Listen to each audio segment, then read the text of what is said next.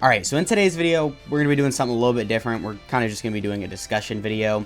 So obviously on Global, we're in the middle of the 8th year anniversary, and there's a lot of talk about it not really being that good, not really that enjoyable. I know a lot of players are probably skipping these banners to save for something like Tanabata, which obviously we know is a Super Saiyan 4 Goku on JP, or maybe Worldwide, which fingers crossed, maybe a Vegito, UI Goku, or something like that. So I did want to make a video discussing the 8th year anniversary as a whole, and if it really is a good celebration, because I do think some of the hate it gets isn't deserved. It's definitely a good celebration, and I want to mention this in the video, very first thing. 8th year anniversary, great celebration. It's not as good as some previous anniversaries, or just as some previous celebrations in general, which I think is the main reason a lot of people don't like this, because if you compare it to Worldwide, which arguably isn't as hype as the anniversary, last year's Worldwide was like way hyper and just way more packed with content. So the fact that 8th year anniversary fell short of that, it just kind of feels off, right? And the 7th year anniversary absolutely blows the 8th year anniversary out of the water. Like, there's just no beating that, especially if you compare the global 7th year anniversary. So just to reiterate, in this video, we will be discussing the good things about the 8th year anniversary, some of my complaints with it, and comparing it to obviously 7th year anniversary, and just talking about how they could have made it, a little bit better overall. So starting off, part 1 of the 8th year anniversary, actually, I would say was better than part 1 of the 7th year anniversary. It was really good. Obviously, we got the new banners, a lot of, campaigns, missions, stuff like that. But the main difference is we got easy A's for part 1, which I think was really good. Obviously makes it to where you're getting a lot of the really hyped content first thing. Just makes the anniversary more enjoyable. And I'll show right here, for part 1 of the 7th year anniversary, we did not get easy A units, or at least main headlining easy A units. So I definitely think that's a good thing. For future anniversaries, I really hope they do that, because getting easy A's at the very beginning of the anniversary, like I said, makes it feel like we're getting a lot more of like the exciting stuff a lot sooner. But I will mention, part 1 of the 7th year anniversary did bring a little bit more in terms of difficult content. So right here, we did get the Birth of the Shadow Dragons event. I'm just going to call it the Shadow Dragon event going forward. It's fun, right? I mean, it's somewhat difficult right now. I know the Sin Shenron in the final stage is the most difficult event in the game, but it's only by a little. It doesn't blow power creep out of the water like the 7th year anniversary did, and that's fine. Every anniversary, we don't need an insane power creep, but for the 7th year anniversary, we had 2 difficult events ongoing. We had, obviously, Movie Heroes Red Zone and then GT Bosses Red Zone, which each of these events both had, I think, 6 stages in total, but then for 8th year anniversary, we just have 1 event, which still had 6 stages, but it's only 1 event. So technically, we're getting half of the difficult events we got compared to the previous year's anniversary, so that definitely, makes it feel a little bit weird. Of course, there's a lot of good things. Skill Orb event. We had the same thing happen last year, Skill Orb event, which I would argue this is a little bit more useful. This is Skill Orbs for just Goku and Vegeta, and this is Power of Wishes, which Power of Wishes is a good category, but I don't know. If you compare it to the new categories we got for 7th year anniversary, once again, it's somewhere the 8th year anniversary does fall short. And I guess, free-to-play units right here, we can go ahead and talk about them. So the free-to-play units for the 7th year anniversary were much better than 8th year anniversary. And I know a lot of people are probably confused when I say that, because obviously they both suck, but the design for the 8th year anniversary free-to-play units were just a little bit better. But I'm not focused on that. I'm more focused on how they just completely got rid of a free-to-play unit. So as most of you are probably aware, anniversary, typically we get 1 free-to-play LR and then 2 free-to-play TURs, and all of them easy A. However, for the 8th year anniversary, we had 1 free-to-play LR and then 1 free-to-play TUR. I'm not really a big fan of that. I think that's kind of stupid. I don't know why you would replace a free-to-play unit with a support memory. No one's going to use a support memory either, right? I mean, it's not really that great. So, I don't know. I feel like that was kind of a stupid move. And again, that is just yet another win for 7th year anniversary over 8th year anniversary. But this was just such an easy change. Like, obviously, getting rid of a free-to-play unit that you've done every year up to this anniversary would get a lot of hate. I don't really know what they were thinking with that. I feel like that was just kind of a stupid move. And while we're on the topic of free-to-play units, I guess we can just go ahead and mention this. This isn't really an issue just limited to the 8th year anniversary. This is just about all anniversaries after 6th year. So I guess just 7th and 8th year anniversary.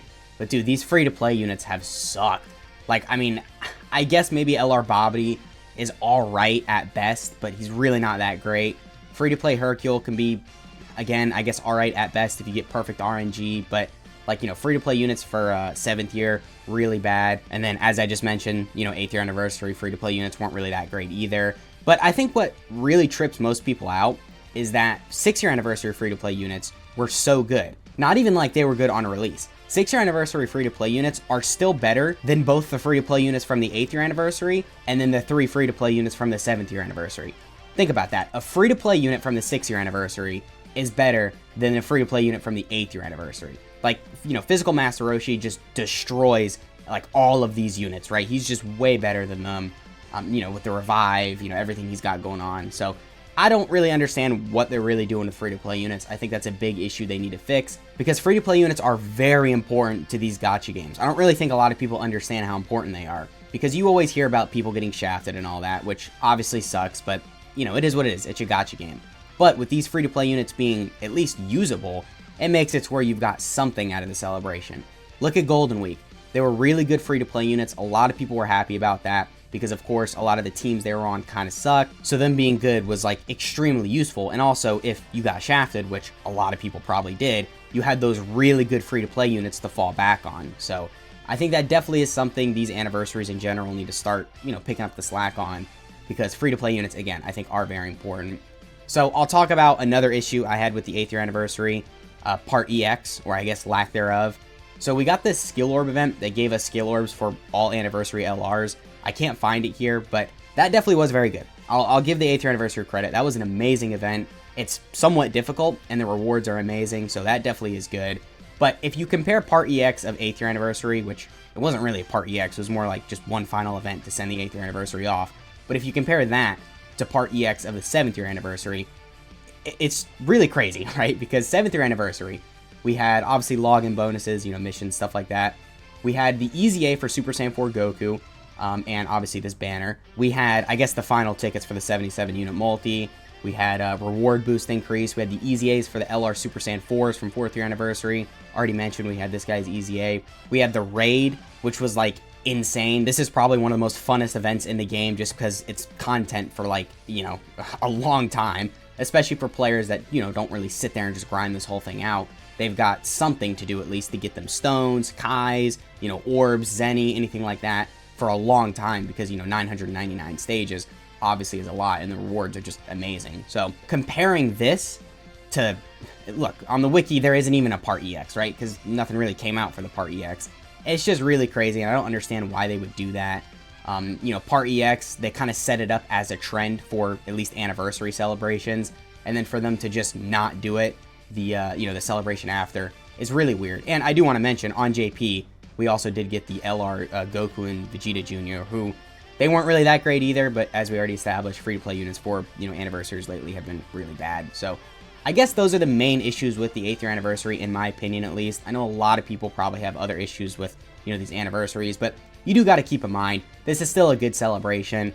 Obviously, 5th year anniversary LRs got their EZA, which is probably the main reason why people at least give this anniversary some credit for being good, because these guys were as insane as they were, and of course they're very hyped. But other than them, I know the anniversary did fall short for a lot of people, but I want to mention, you know, you guys should keep in mind, this is a good celebration, right? New LRs, really good. This guy's arguably the best unit in the game. The banners were really good, probably the best banners up to date. And we still had, you know, the 77 unit multi, all the stuff that makes anniversary good. So it's not like they necessarily, you know, completely took something away that was like the biggest deal ever. I mean, they took away the free-to-play unit, which definitely sucked, but it's not that big of a deal. And then Part EX they took away, which was weird, but we just got it introduced last year, so it's not that big of a deal. So again, you should keep in mind, this is a good celebration overall, but they definitely did handle it very weird, right? Like, I feel like when they were designing this celebration, they were on something, because some things just don't really add up. So I guess that has been the video. Kind of a random video. Dokkan doesn't have a whole lot going on. I mean, it's in the middle of an anniversary, so there definitely is content to make, but there's nothing like extremely hyped to make videos on. So I figured we could just talk about the 8th year anniversary. I could rant a little, and, you know, we could call it a video. So let me know in the comments how you're feeling about the 8th year anniversary, and what has you the most excited, you know, for the 8th year anniversary overall, whether it already came out or it's coming out. I'm sure a lot of you are probably going to say 5th year fusions. So you know what? Tell me what you're most excited for during 8th year anniversary other than 5th year fusions. How about that? So, alright, that has been the video. I hope you guys enjoyed, and I'll catch y'all in the next one.